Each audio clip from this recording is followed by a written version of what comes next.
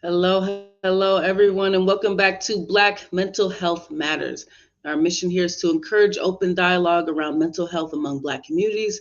And today is a very special episode, and we're celebrating our 3 years anniversary since the Black Mental Health Matters show first aired on June 30th, 2020. Now, I'm your host, Amanda Eke, and today we have some very special guests with us discussing social media and cognitive overload. Now, understanding the impact on mental well-being. Stay tuned.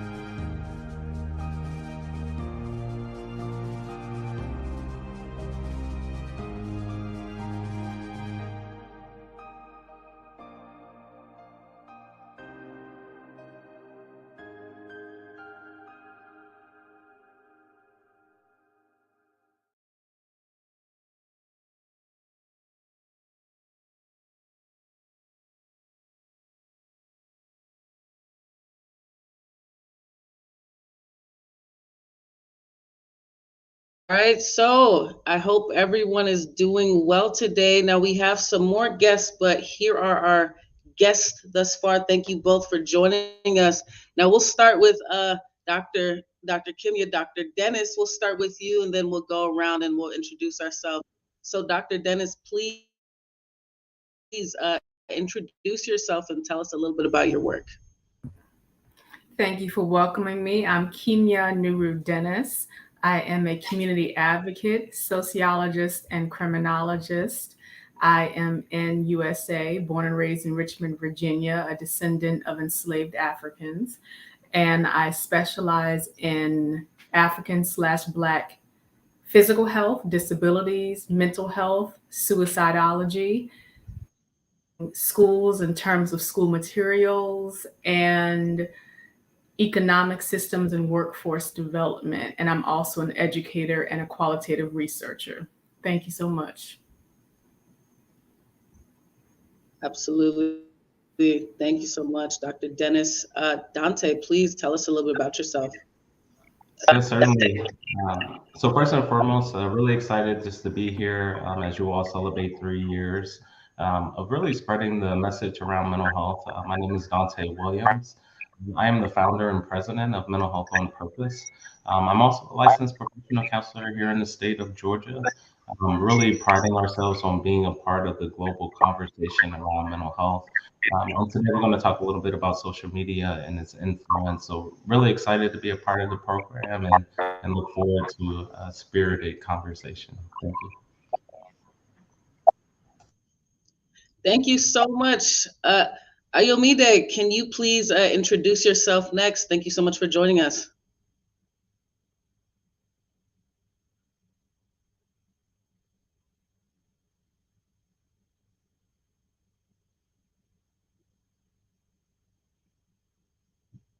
All right, looks like we may be having some technical difficulties.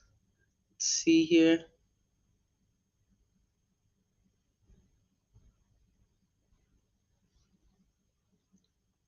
Can you hear me?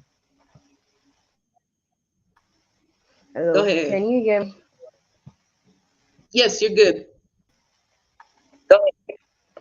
Okay, can you hear me now? All right. Thank you. Good afternoon. Hey, back here. My name is Oluwagbenga, and been very working I mean, this one. Do not be active member. But here I, just enter as a friend. Writing, I've sent also microbiologist. So yeah, I believe from different things you can add our knowledge to this topic when it comes to. Thank you.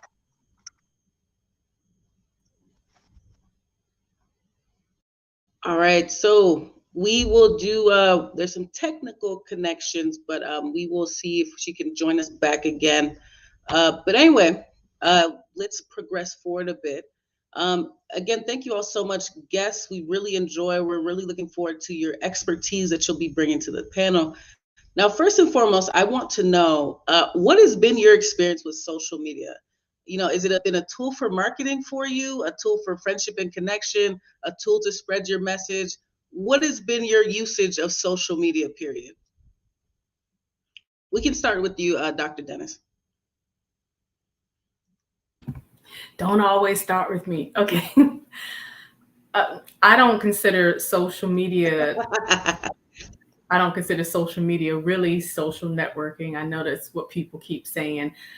I think it's really the biggest procrastinator. There are times where it sends out some good information, but I think that the overall impact is negative in societies and cultures that have too much access to all of this.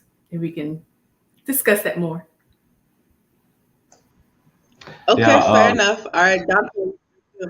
yeah, so I'll tell you that in preparation, I think for this conversation, the first thing that really went back to mind for me was my old MySpace account. Now, I was in the era where, MySpace was becoming alive and it was exciting. I had to go back, see if I could log in, remove some stuff.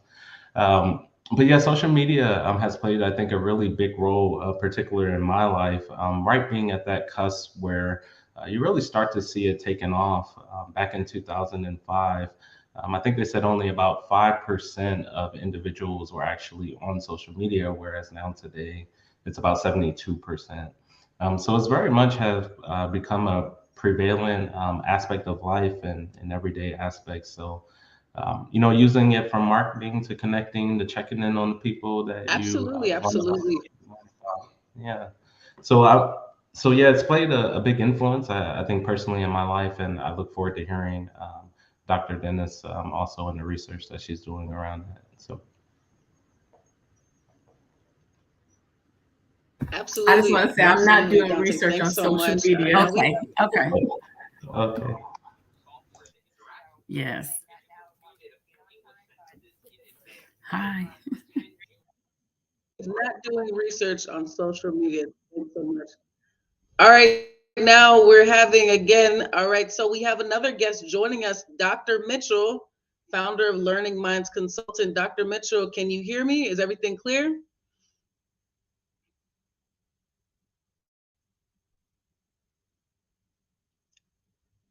All right, Dr. Mitchell, if you'd like to unmute yourself and please introduce yourself to the program, we'd love to find out more about you.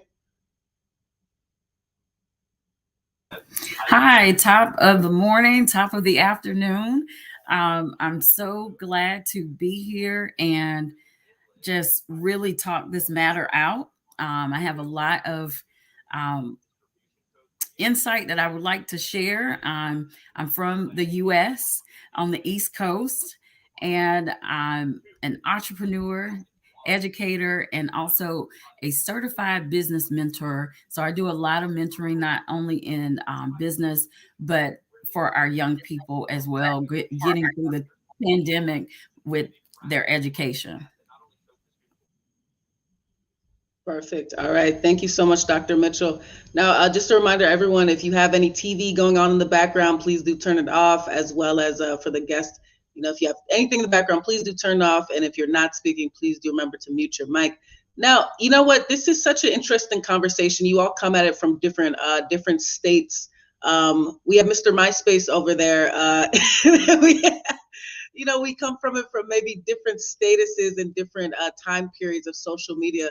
For you all, I mean, how have you seen social media progress in terms of a timeline from when you were young to now, and how much it's really affected a lot of our culture? We'll start with you, Dr. Mitchell. Sure. I don't want to age myself, but we started out with MySpace, right? MySpace was live. And then my Latino, my gente space was as well. And I would say that it definitely has changed. And being that I used to do a lot of marketing, consulting, and PR, being on some of the platforms of TBN, I would certainly support my clients with that. And social media was a prime tool for small businesses. I would say now it's like the fabric of everyone's day-to-day wake up call, I would say. And that would be my experience, now to like Twitter, Instagram, and LinkedIn as well. Absolutely. Now, Dontay, you tell us a little bit about how you've seen that trajectory from just your specific point of view, from where you are, where you saw social media begin when you were in childhood / adolescence to where it is now. What does that timeline look for you, and how much change it's done to culture? Yeah, certainly. I think similar to what Dr. Mitchell was saying, it's really become an integrated aspect of everyday life, right? If you allow it to be, I'll say that. But really, I've seen its growth in production, again, going back to the original days of MySpace to Facebook, LinkedIn, Instagram, Twitter, right? We can go for days talking about the various platforms. But I agree. I think one operating in the space of mental health and counseling, it's important that we have an understanding of the impact and how much it has grown. The Surgeon General recently came out and just talked about some of the negative impacts that we're seeing from social media. And so it's a conversation that is necessary. And if it's not impacting us directly, it's doing so in other ways. Yeah.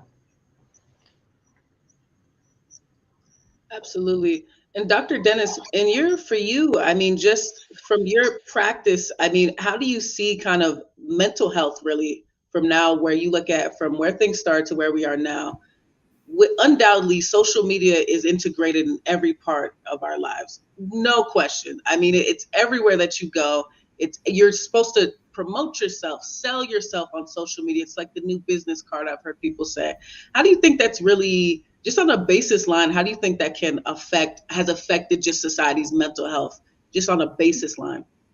That's the downfall of humans, and that's around the world. And I'm almost 50 years old. So those of us who were grown folks before any of this stuff existed, no, I mean, there's decades of research on this now, but we also know from experience how humans in societies and cultures that have this access to social media after we were grown, because a lot of us were in our 20s or 30s, 40s, or older than that before this stuff existed, how people became to the point where they could not converse with each other.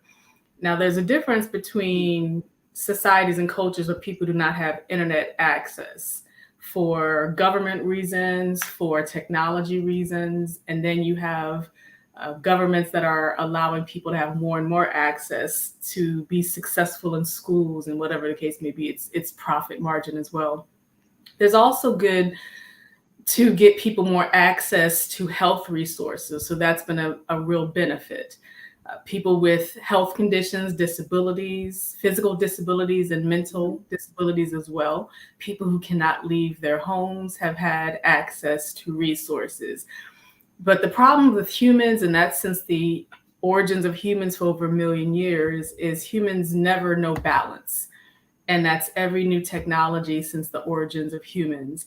And so internet, social media is not based on balance. It's based on bringing people in, people not knowing facts, and we're talking about our people, African/racially Black people around the world, who oftentimes we're told falsely that hundreds of thousands of years of African cultures and collectives are spoken word and dance and music, but we're oftentimes, unfortunately, not taught about our people's sciences, mathematics, literatures that connect to art, but teaching, the original schools and so forth.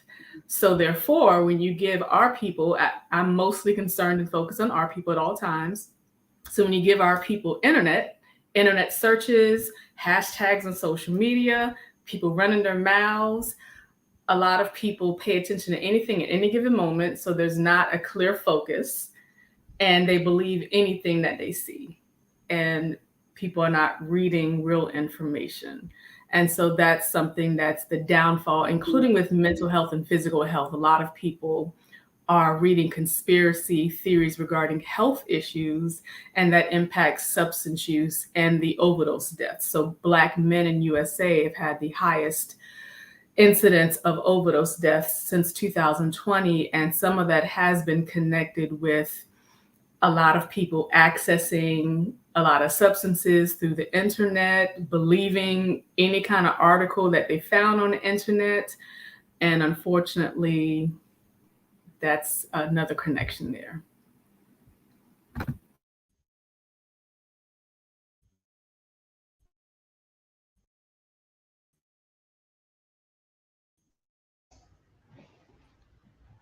So I'll jump right in. I think I think it's important that we do define social media disorder. It's something that we're looking at currently in the research and trying to understand just the implications from it.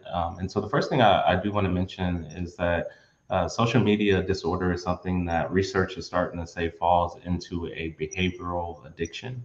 So oftentimes when we think about the notion of addiction, it's often either chemical, behavioral, non-chemical. And so that's where research is starting to lend. But recognizing that, our level of engagement on social media directly impacts our executive functioning, right? And that's our ability to make decisions and have rational thought. And similar to what Dr. Dennis is saying, can play an even more instrumental role in aspects of addiction and emotional distress. Absolutely. No, you all make some very, very good points. Now, I'm curious, it's kind of this idea of distress, and it's also this idea, like the topic is cognitive overload. So it's overloading. It's like, I remember when I first got Netflix, the thing about it was it's so many options to watch, so many options out there, so many things to do, so many things to watch. It messed me up a little bit because it was just, again, it was overload. It was too many options. In terms of social media, I think a lot of people may feel very much the same way. There's so many pictures, you're just scrolling. There's a phenomenon, they just call it dead scrolling. People literally just on their phone at night in bed, and they're just not even receiving any type of dopamine, whatever may have you. They're just scrolling through their phone. What do you think about the kind of this idea of overload? You're seeing just pictures. Social media is very visual. You're seeing nothing but pictures, pictures, pictures. This kind of comparison goes in your mind, maybe this person's lifestyle, this person's looks. How do you think that affects the psyche? I mean, for everyone here, how do you think that affects the psyche of a person, as they're just looking through these things and it's just overloading, overloading? We can start with you, Dr. Mitchell.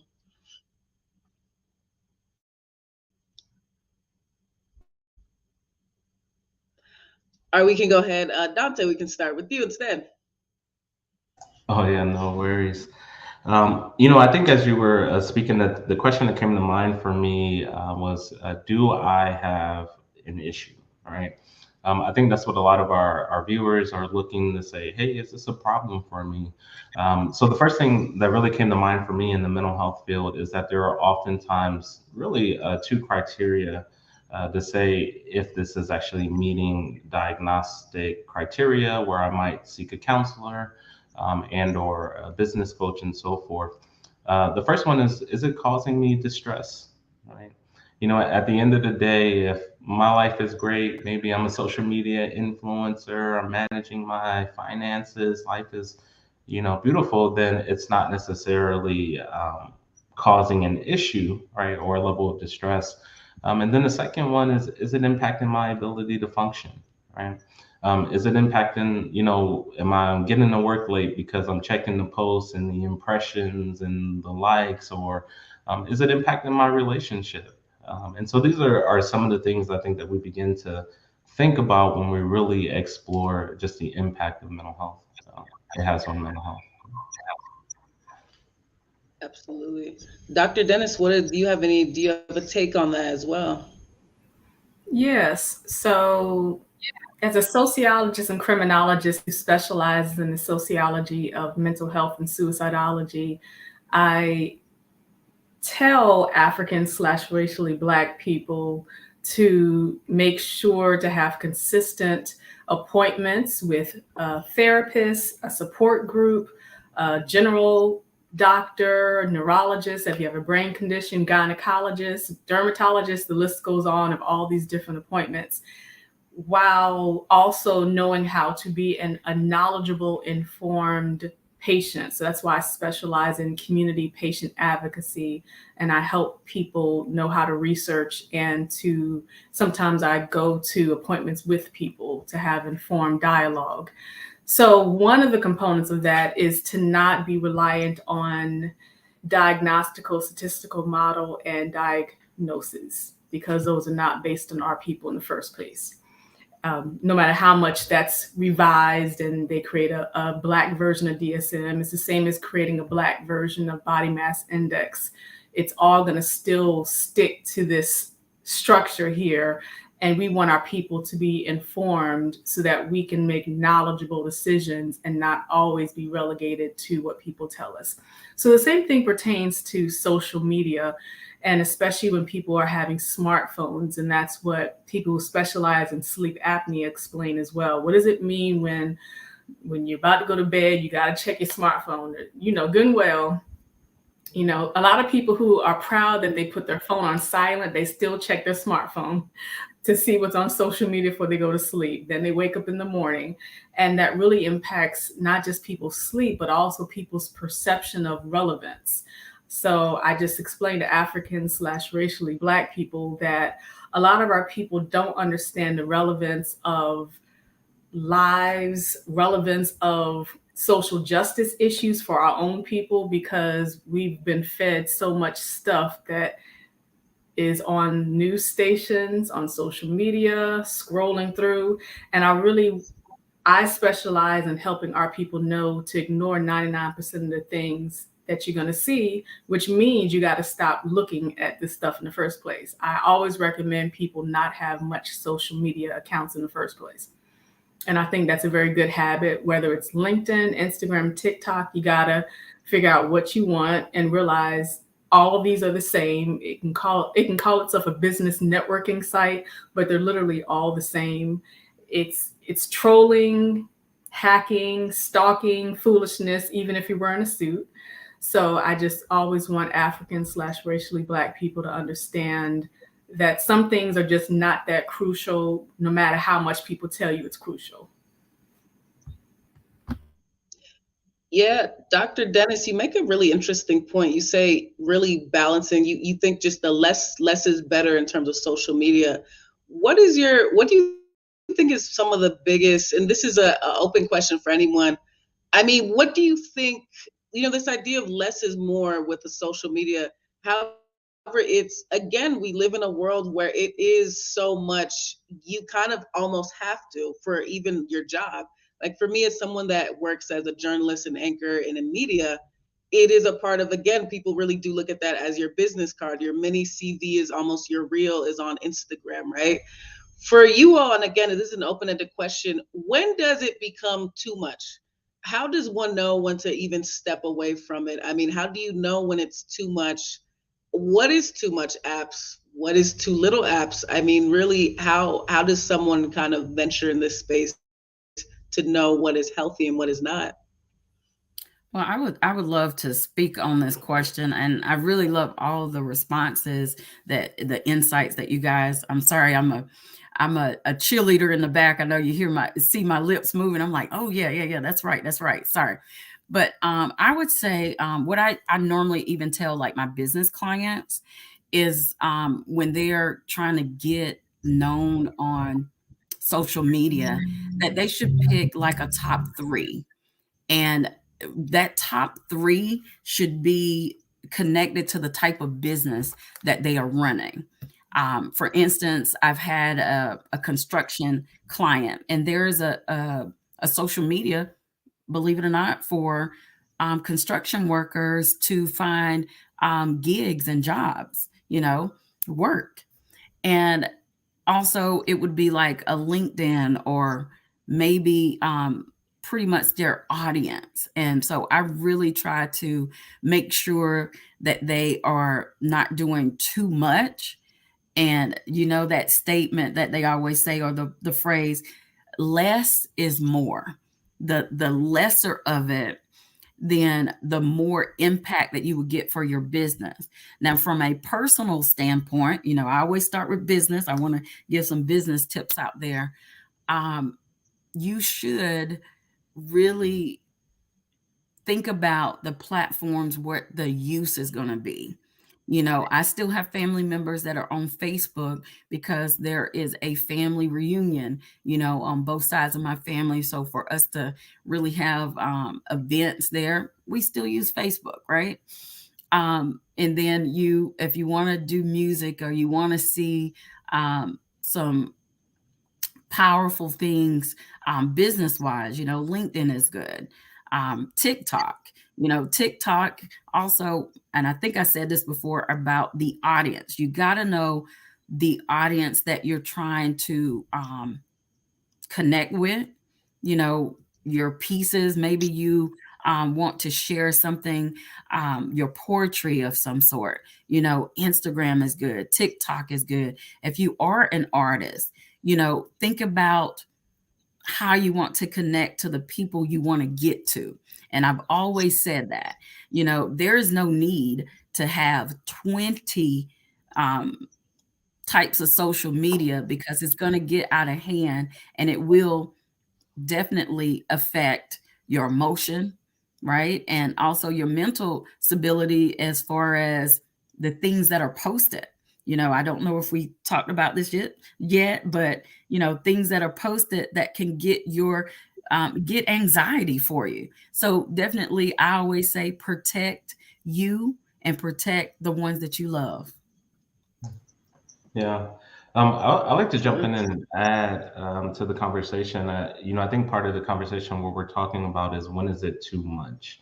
I'm going to tell you that I'm a proponent of not necessarily less is more, but what makes sense for you, right? As an individual, one thing I oftentimes talk about in the counseling process is that we're all human, right? We're supposed to be anxious. We're supposed to feel sad, right? And fear. But how do we find that particular balance, right? So for me, the first gauge of knowing when is it too much is it impacting me, right? Is it really causing a rupture within my family system, within my marriage, right? Even in my business? Are we really being productive? But what's most important, I do believe, is where do you spend your time, right? Because if we're engaging social media and we're looking at all the horrific videos, or we're looking at all the vacations, well, that's going to create an emotion inside of us, and then eventually lead to particular consequences. So I think it's first and foremost finding a level of honesty with yourself, right? Being able to say that, no, this isn't best for me. Listen, it has these negative consequences. And then really working to accept that as we move to change that behavior. Yeah. Absolutely. And I'm curious, what do you all think? Dr. Mitchell had brought up the idea of pulse. I mean, what do you think is the biggest thing affecting our community, Black face, in terms of what we're putting on social media, the way how we're handling social media. What do you think is the biggest issue that us as a community are facing? What do you see as something that we should improve upon? What do you think is something we should correct or fix? Dr. Dennis, please do take that one. Well, it goes to what I said earlier, spending too much time on social media, taking things on the internet too seriously in the first place. So some of us do publish entire books and peer-reviewed journal articles on social media, because I do want our people to be able to contrast news articles, because I don't want our people to rely on news stations and government announcements around the world either. But I just don't want our people to be reliant on computers regardless. And that's whether it's a smartphone or PC. I want our people, and this is something that our Pan-African, Black nationalists, pro-Black, Black power organizations explain in a sense for centuries when we're talking about new inventions. What does it mean for our people to be prepared for the inventions, as well as being prepared for when the inventions disappear? If you became reliant on the inventions, that's the brainwashing that our people specifically, we can't control what everybody else does, but our people specifically have to be prepared for the inventions when they go wrong, because it will, and understand fact from fiction. That's one thing I tell students and in our communities as well. I don't say you can't have access to stuff. Part of freedom of our people is having access to falsehoods in books and foolishness on the internet. But knowledge means you can tell this ain't true. And I ain't gonna just follow behind it, because a whole bunch of people are following behind it. Also understand on social media, I cannot stand anonymity. So I'm not a fan of usernames where people are not using their own photos and their own names. And a lot of people's family members, friends, colleagues, famous people have anonymous usernames. I don't like that. I think it's a form of whatever excuse people use. I think it's a form of cowardly. And then a lot of accounts are blackface accounts as well. So our people need to understand, a lot of times you think you're having an in-depth discussion about Black nationalism, about fight the power, about our people, to a username that could be anyone around the world. And these are not bots. These are actually people who are not our people, who have figured out how to adopt our languages, how to adopt our persona. And they got you sending them direct messages, exchanging wasted time dialogue. So I really want our people to understand how this is another tactic also of centuries of brainwashing our people and wasting our people's time, so that we don't have the mental space, the physical space, and the overall time to actually do real life work for our people. No, you bring up a really great point, this idea of you don't even know sometimes who you're talking to, and the black fishing. It's really a big thing that it could really possibly happen. Now, I kind of want to shift it to what is the really kind of, how does one really take social media and look at it in terms of the younger people in our community? There's so many conversations constantly about these images being promoted of perfection, aesthetics, all these things. I'm really focused on the mental health of the younger people in our community, let's say K through 12. And, when you're that young, your brain hasn't quite developed yet. Like Dr. Dennis said, it's easy to be fooled. A lot of kids are fooled by what they're reading, hearing, seeing on social media. They think it's real. How do you think what is the effect you all think is happening on our younger folks in our community? Dontay, we can start with you. Yeah, certainly. I think it's becoming more clear and evident that the effect is that there's increased suicidality. There's a more wider, pervasive negative self-view of who we are, our self-image. And, I think as a mental health counselor, I've even seen it to the extent to where particular youth and even adults really create a fabricated life via social media, right? To where it becomes distorted, to where we're having relationships, right, with people who are not necessarily within our circle, and or creating characteristics. I think one of the biggest generational divides is that our older generation was used to living life in life. I remember particularly growing up in Philadelphia where, the street lights went off. We had to go inside, right? We played cops and robbers. So much of this is now translating into the social media life. And I think the one thing that I would recommend is that we get back to just everyday living, right? Taking that walk, learning to connect socially, learning the interpersonal skills to be more effective. And that social media can be an interesting platform, but we also must remember the human side of things. Yeah.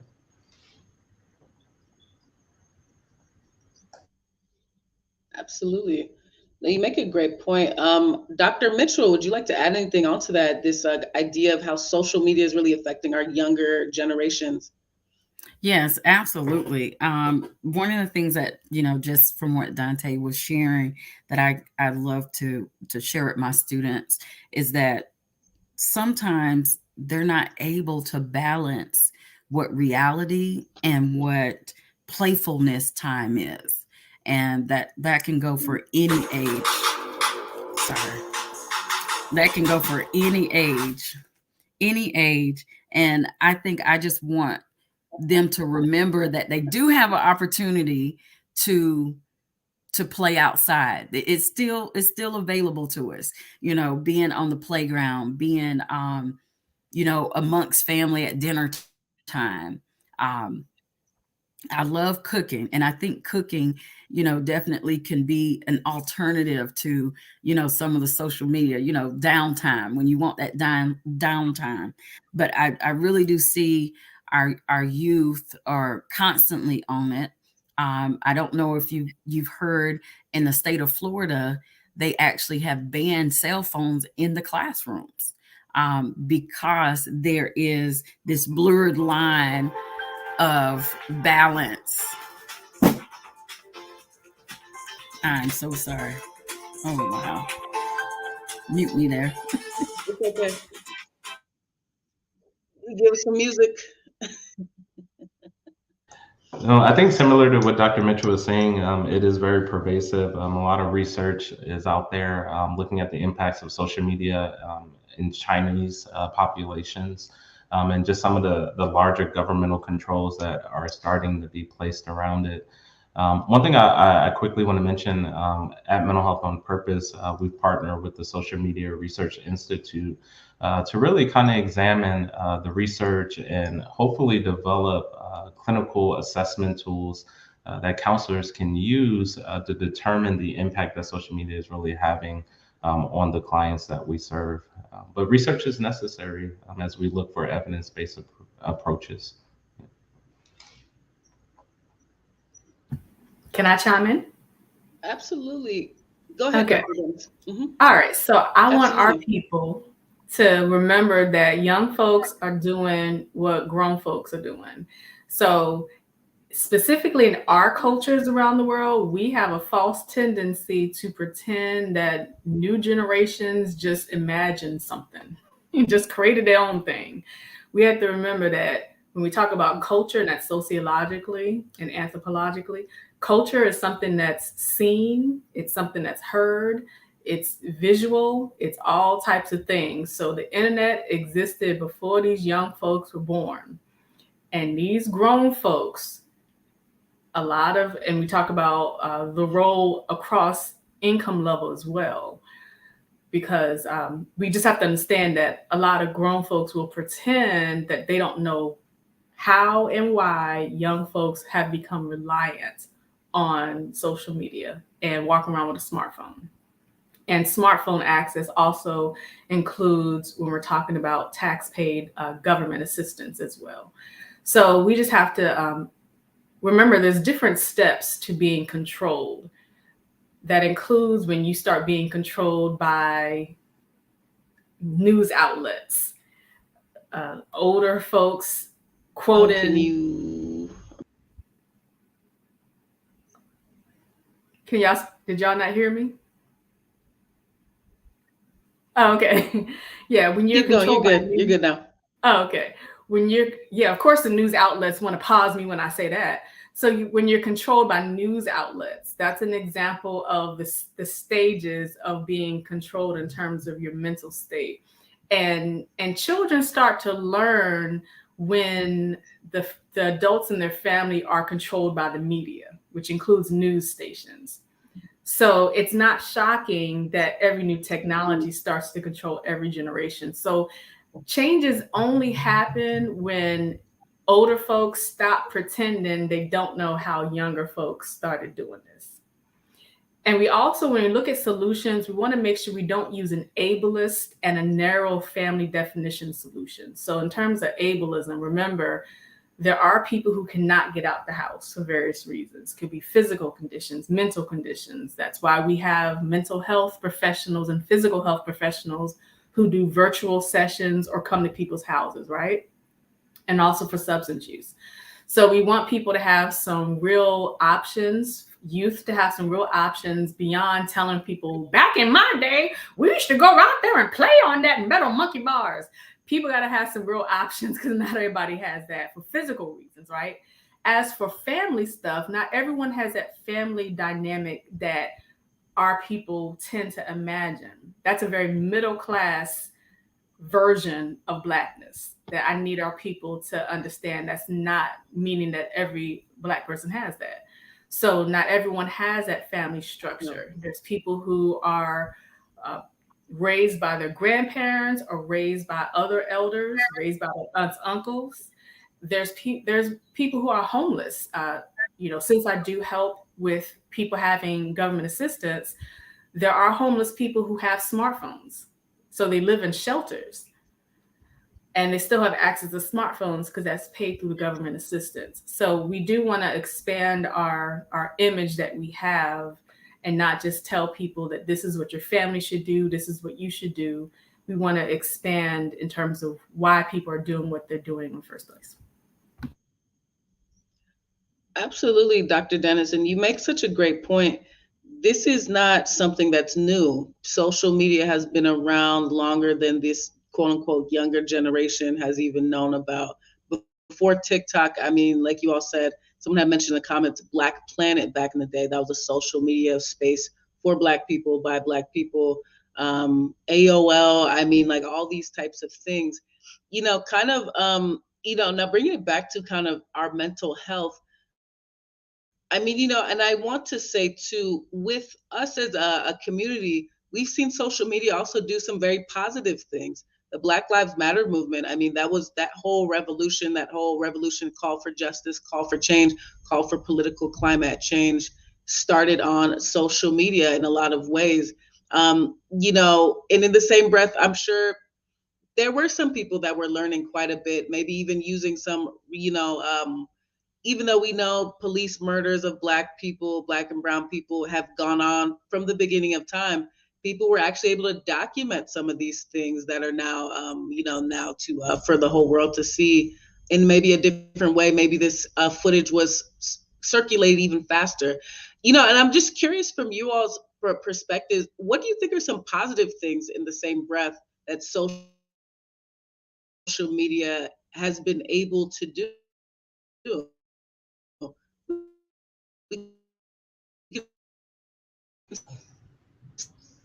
Start with you, Dontay. Yeah, I want to jump back quickly to something that Dr. Dennis mentioned, and it's just the idea that, the internet is not new, social media is not necessarily new. One thing that I do believe is new, and it's getting, I think, into what you described, is the access, right? So a lot of the things that we've experienced in life, from trauma, right, events, what happens in this house stays in this house. Well, now the light is kind of being shined on that. And what I really believe social media is doing is it's creating an existential question, right? Like, why am I here? What is my intention? What is my purpose? As we start to grapple with the realities of the harshness of this world, right? And so I just want to kind of point that out. I think that is the new concept, is that we're being exposed to so much information, whereas before they were secrets, and it's promoting an existential crisis. I also believe that it can be a beneficial thing. For me, when I need that one Amazon gift, I can type it in real fast, and then I'm going to get a whole lot Yeah. of advertisements and hopefully the best product. My hope is that we see social media as a tool that we can utilize ultimately to enhance our experiences. And it can be that, it's a good point for connection, in social groups, fraternities, sororities, organizations, just having a place to where we can kind of chat, right, and talk about the things that are happening. So it's not necessarily all bad. There are some new things that are happening, but ultimately, I believe that if we come together collectively, we can use it for positive. Now, Dr. Dennis, I really want to hear your opinion on that. What positive do you think, if you think there's any, or maybe you don't think there's any, what positive do you think social media could bring to people? Yeah, I mean, I agree with what Dontay just said. There are some positive connections. The problem is, as Flavor Flav said, Public Enemy, don't believe the hype. The problem is when social media becomes the voice. Like, if social media is the first time Black folks know Black Lives Matter, and instead of the focus being an internal change for our people, it's convincing the world through social media that we matter, that's missing the point. And this is what Black radicals and Black revolutionary folks have explained for centuries. If we're connected with each other, you can't then change the focus to now convincing outsiders that you matter. So the good thing was getting our people to yell and say, yo. The bad thing is that, unfortunately, the old Black folk and the young Black folk missed the point, and they turned the focus into telling outsiders that, hey, we matter. That was not supposed to be the outcome there. If we're talking about addressing issues of Black violence, including domestic violence, sexual assault, and rape, it's increasing attention, including the published books and the research and the data. So getting our people to know this information is available and that there are community resources to help our people. That's very important.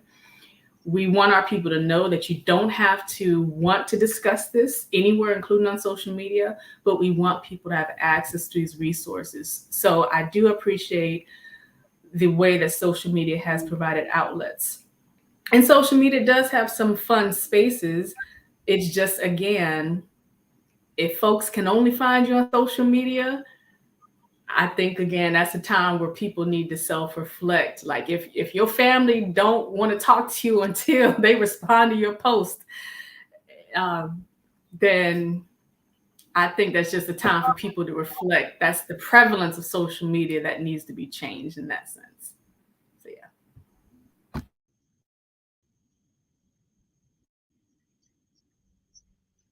Yeah, no, Dr. Dennis, you make a great point. If the only time people are checking for you is when you post something real cute or something real nice, that's a problem. Let me go ahead and read some of these comments right here. Queen Entrance, she says, social media helped yoga find me and help my healing journey. And Smiley Forever 66, they say something really interesting right there. They say, with those who can't physically get around for various reasons, social media interaction is their main connection. When used wisely and responsibly, it can definitely remove certain barriers. So obviously we see kind of these different viewpoints on the connective quality of positive relationships on social media. You know what? But I think, again, you all make such great points. Now, I think this is another question to ask too. How much, can we really be ourselves online? We see all these different perspectives, maybe access to barriers. Some people have extreme social anxiety, different physical, mental, psychological barriers, which, counteract them from really being able to be themselves in real life, person to person. What is kind of your all's take, our mental health and being ourselves online? Can you even be yourself online? Is that even psychologically and mentally possible? What are y'all's takes on that? Dr. Mitchell, if you'd like to join us, would you like to add in there? Sure. Wow. When I hear this question, in just the spaces for Black and brown, particularly just in a workspace, and now we're talking about it on social media, being your real self, right? I say that you may have to tread a little bit. And when I say tread, you may have to, what I call this marketing term, you may have to drip pieces of you. Sometimes it may not be as welcoming to be your authentic self. And some people have, unfortunately, went through go through the trenches of being their real self and then get a backlash. And it's sad that we have to, kind of tread on water to make others comfortable with who you really are.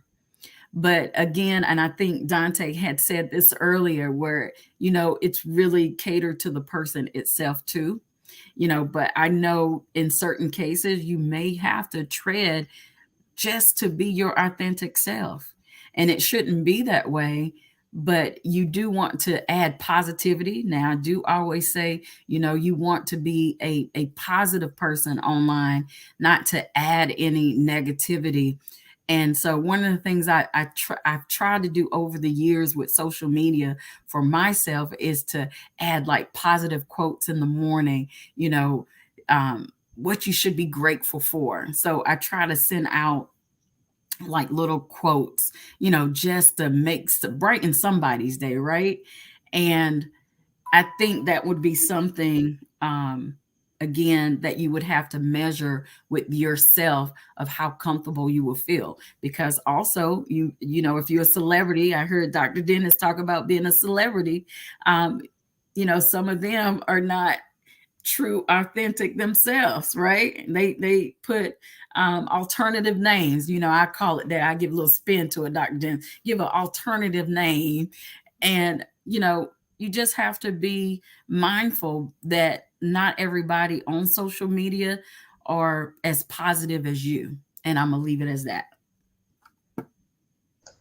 Yeah, I just want to say, I think oh, go ahead. I just want to say, I think that this is absolutely the time to be authentic.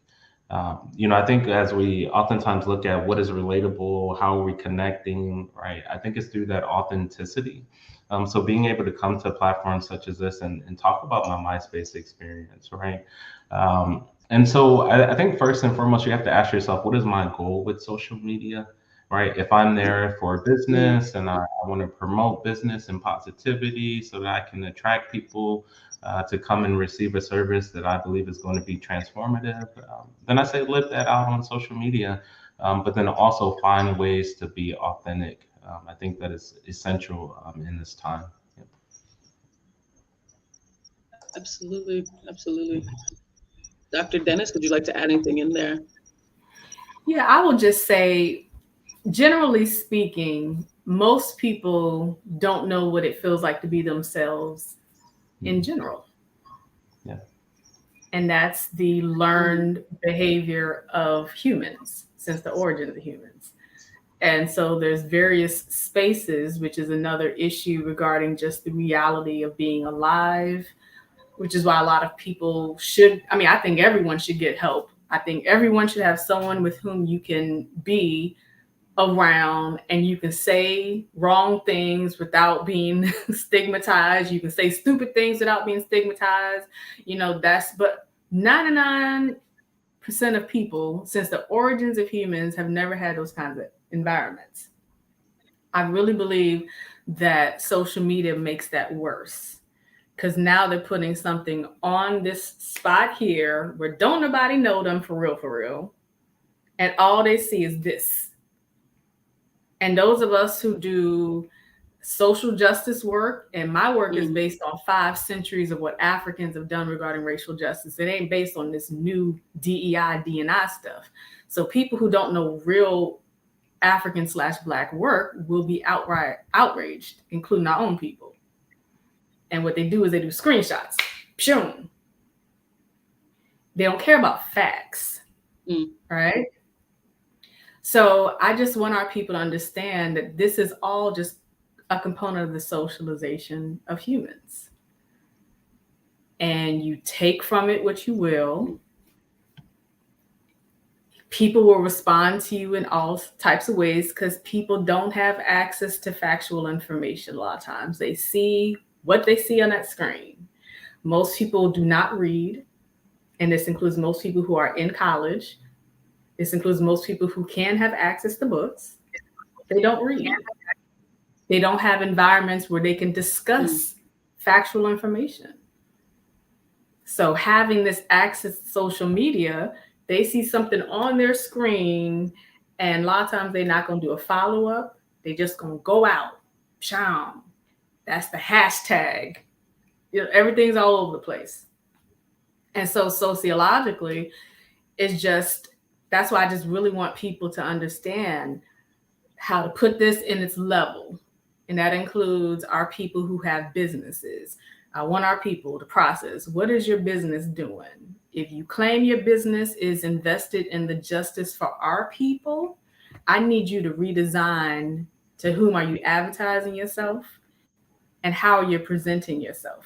Because you can't present yourself to other people to impress them on the backs of your own people and claim you're helping us.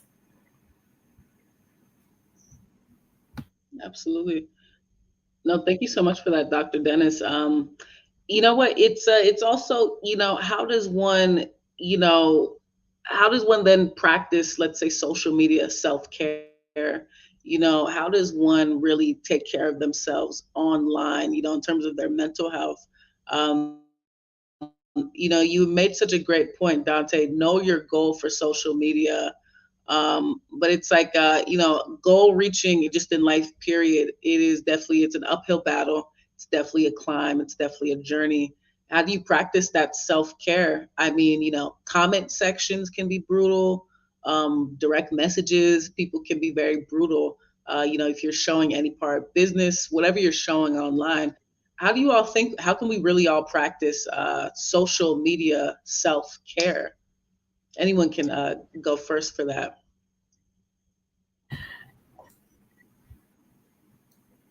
I'm gonna just say, I don't know why y'all keep having y'all comments on and your direct messages on. I don't allow people to add comments and send me direct messages if I don't know them. Again, those of us who are doing real work in communities and real work to reach and help our people, we know that there's not going to be approval and content from outsiders. So I don't care about their opinions. I don't need their feedback. And people who really want to holler at me and have some real productive interactions know how to contact me offline. So my comments are always closed. There's no comments. So whenever people say Dr. Dennis does not care about debate and stuff like that, well, because that's the wonderful thing about being Africans. Not everything is up for debate. And we're the only people around the world who keep being told that everything has to be up for the discussion and debate. We ain't never going to get nowhere as a people. There's never going to be a revolution for our people because we have been brainwashed to think that everything is up for discussion and debate. So on social media, there's no comment section. And people who know me know how to find me and holler at me. People who don't want to know me and they want to harass me, I mean, ain't nobody gonna protect me from them. So I'm gonna open my comments and my direct messages for them because ain't nobody gonna protect me from that. So I really encourage our people who are doing real work, and I keep repeating this to our people everywhere I am, including in classrooms. If you're doing real work, and making money does not mean you're doing real work, because paying your bills is another form of harming your people for revenue.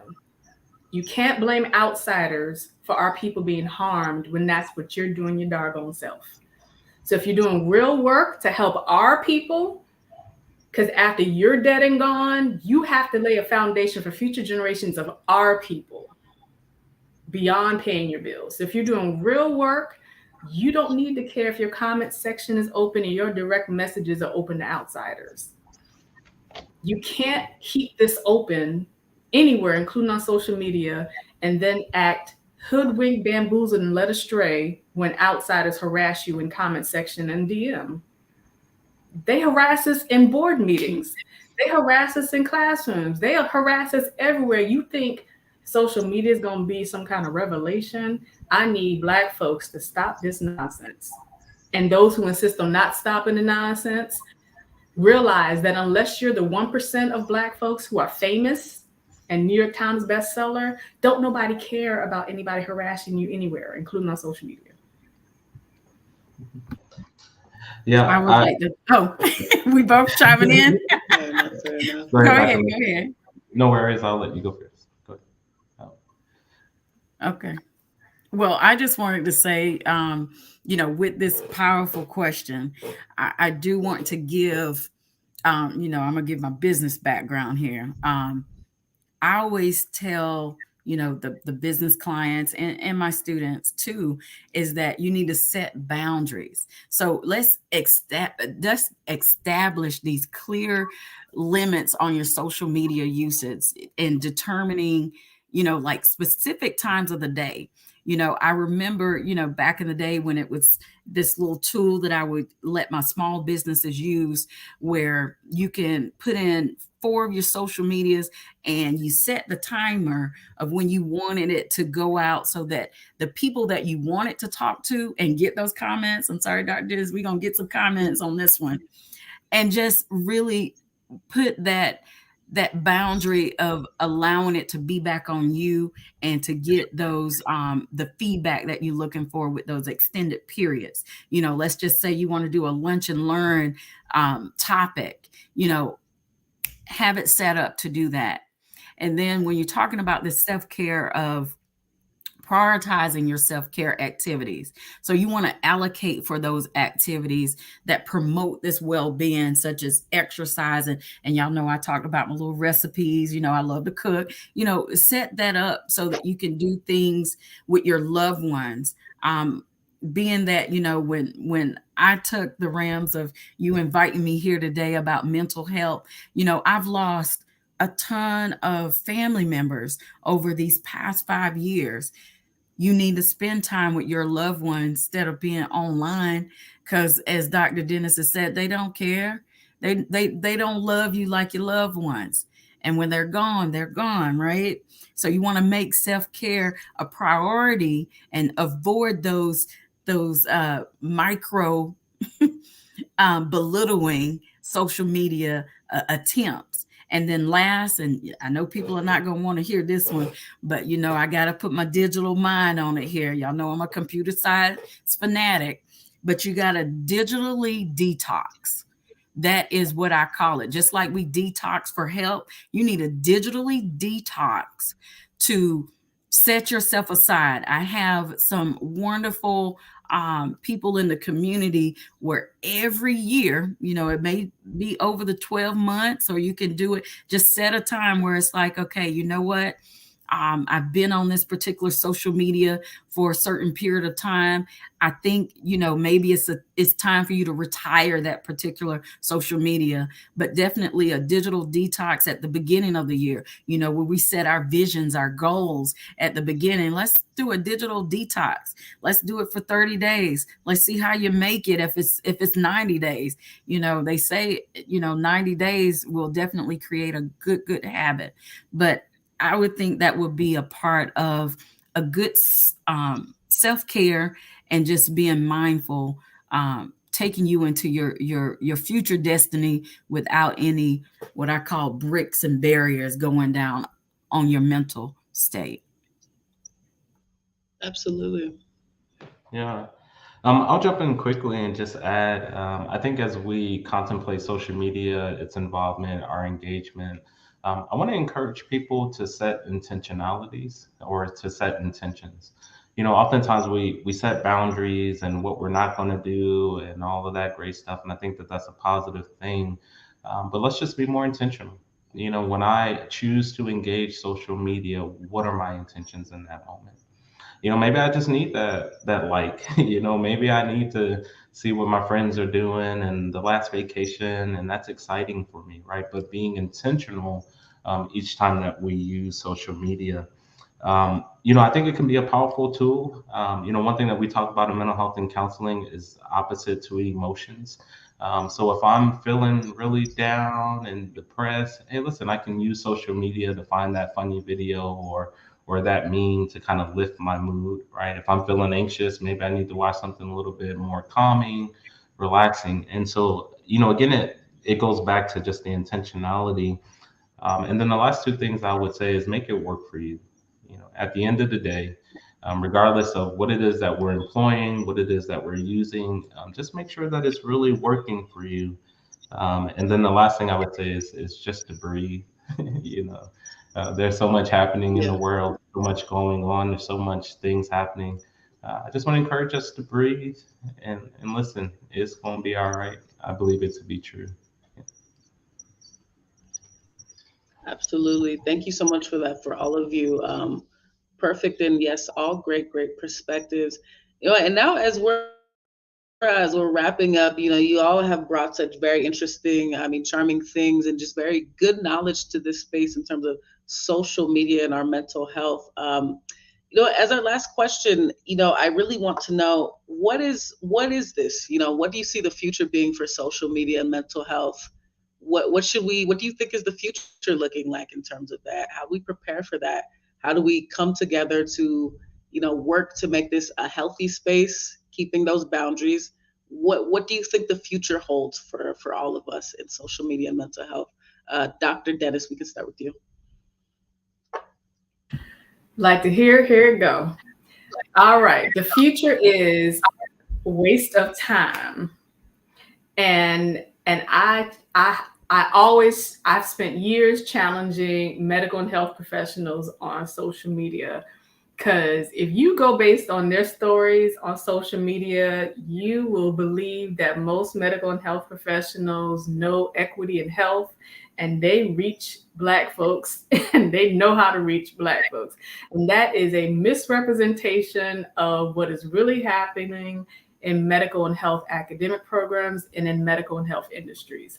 So I truly believe that social media platforms will get worse in terms of people overestimating the need to form these collectives on social media for people who actually have real life collectives. Because again, we're talking about, I do believe that people with certain health conditions and disabilities should have access to this. I do believe that people with certain collectives who need social media should use it. But I also believe that there are people, and I always tell people, whether you're a teacher, school administrator, politician, or medical health professional, they use social media to depict themselves in a way that's completely different than how they're doing in real life. So you're believing their story just like you would if you watch it on MSNBC, CNN, so that in real life, they're telling you that your complaints are your imagination. Look at how happy we are on social media. We're fighting for justice on Twitter. Y'all ain't see us go back and forth with them hashtags? That's the brainwashing, right? I think it's really, really, really going to get worse. I love detoxing from social media. I do it every week, and I can't do it too long because I believe in deactivating all of it. Honestly, people keep telling me to be on social media, but I would deactivate all of it. But I'm told that that's how I have to interact with humans. So, and I do have epilepsy. I have a brain condition. So actually, those with the brain condition should not be on the internet this much, right? So yeah, I really believe in social media getting worse. You can call me negative Nuru. I always call myself that, but I'm not psychic. But I tell y'all, in 5 years, don't call me talking about you was right, because I know I was. Mm-hmm. Fair enough. All right, Dr. Dennis, thank you so much. Dr. Mitchell, last words on that. What is the future? What's the future hold? Well, I would say that the future is going to be like augmentation and virtual reality, is definitely going to heighten, but also the privacy and security, that's my computer science brain working here, is definitely going to be something as well. That is definitely going to be a concern. But, social media is going to evolve. And as we've seen, I don't know, you can research this. They have this statistical data of how social media evolved, and it's actually fun to watch when you see it from the 90s until now. And it shows who was on top and who was on the bottom, who was this, and it goes back and forth, where it was like YouTube, Twitter, everything, right? And we're going to see something new. There's going to be, TikTok is not going to be the one that's on top. Twitter's not going to be there. Instagram, all these that we have that are number one. I don't know if y'all know this, but 930 billion people are on LinkedIn. So that social media is very, very top. But soon enough, 5 to 10 years, we're going to hear another social media phase that's going to come about. But the one thing that I will say with this question is that, again, I have to ride on the back of Dontay there. Which one is going to be suitable for you? And what intentional social media do you really need? Yeah, absolutely. I didn't think, I didn't think that I was going to be the positive voice on social media, but nonetheless, I'll give it my best. I honestly believe as we contemplate, I honestly believe as we contemplate the future of social media, it will be what we allow it to be. Within our particular spaces. I think one thing that is evident is that it will be around, as much as we may disagree, recognize the consequences, the potential pitfalls. It is something that has integrated itself really within our culture. I'm just encouraged, for me in particular, as I think about social media, I look at what we're doing here today and how we're having a conversation around the positives, the negatives, the influences of our generation, and how it informs who we are today. So I'm encouraged as I look at the bigger picture of social media in creating spaces for tough conversations such as this. So yeah, that's my view, and I look forward to engaging and interacting as we continue the process. But thank you. Absolutely. No, thank you all. Such interesting perspectives. The future is looking bright, dark, depending on where you're coming from on the spectrum. But again, thank you all so much for being on the panel today. There was such a breadth of just knowledge, experience, and really great anecdotes. We really appreciate it. You know what? We're gonna go ahead and we're gonna give you all a chance to shout out your social media tags, your tags, any websites, so people can best seek your knowledge, find out what you all do, any type of website, any type of way to reach you all to, try to get your services, all that good stuff. Dr. Mitchell, we'll start with you. Well, Dr. Dennis, as you say, I'm not on all social medias now. I'm only on LinkedIn. You can find me on LinkedIn. You definitely can find me with SCORE if you are looking to change your business, find a business. I'm your mentor. I can help you with that. And you can also look to find me on Learning Minds Consultant. I do a lot of consultant work as well.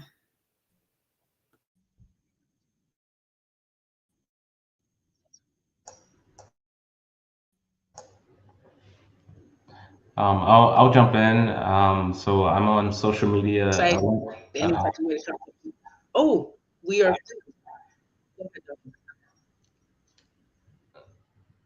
Oh, I think we're cutting out for a moment. But yeah, so my name is Dontay Williams. Go ahead. I was freezing. Dontay Williams, definitely can find me on LinkedIn. My name is spelled a little bit different. I also want to encourage people to check out our website, mentalhealthonpurpose.com. We're really committing ourselves as an organization to providing direct counseling services. Also being an advocate, so being a part of these global conversations around mental health. And then lastly, professional development and consultation within the workplace.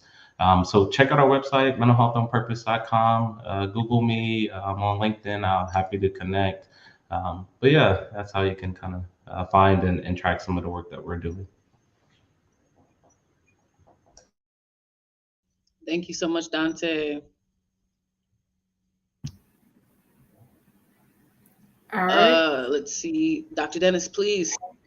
All right. So the best way to learn about me, I want people to learn about me before they think they're reaching me, is to read information on my link tree, to go to my website also. So my website is 365diversity.com. I want our people to understand that diversity does not mean the nonsense that you've been told in the last 10 years. I want our people to read my link tree, which is Dr. Kimya Nuru Dennis. You can find me posting my community work and other writings on Instagram and TikTok. I still don't understand TikTok, but I do post there stuff from Instagram.